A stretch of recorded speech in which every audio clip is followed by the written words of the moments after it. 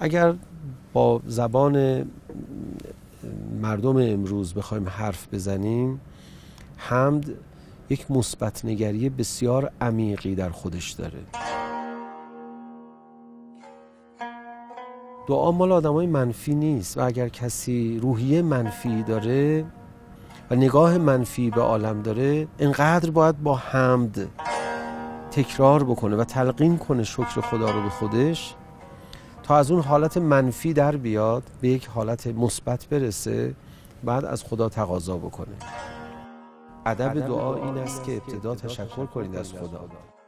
در دعا ما به ذکر نداشتنهای خودمون، به ذکر اموری که نیاز داریم و ازش محرومیم میپردازیم. قبل از اینکه ما نداشتنیهای خودمون رو بشمریم، ادب اقتضا میکنه اونهایی رو که خدا لطف کرده یک بار مرور کنیم.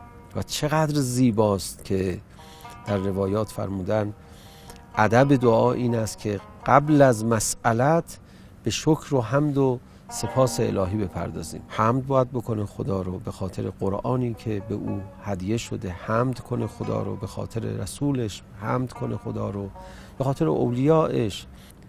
وقتی ما در محضر پروردگار عالم میریم تشکر میکنیم، این تشکر اثر وضعی داره، همون آن نعمت رو انگار زیاد میکنه، برکت یک نعمتی رو برای ما افزایش میده.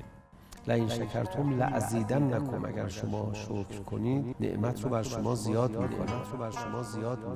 بلکه شاید به معنای دقیق تر باید بگیم لئن شکرتم لازیدنکم، شکر کنید خودتان بزرگ میشوید، خودتان زیاد خواهید شد، خودتان سعه وجودی پیدا میکنید. شکر کنید خودتان بزرگ میشوید، خودتان زیاد خواهید شد. ادب دعا این است که قبل از مسئلت به شکر و حمد و سپاس الهی بپردازید.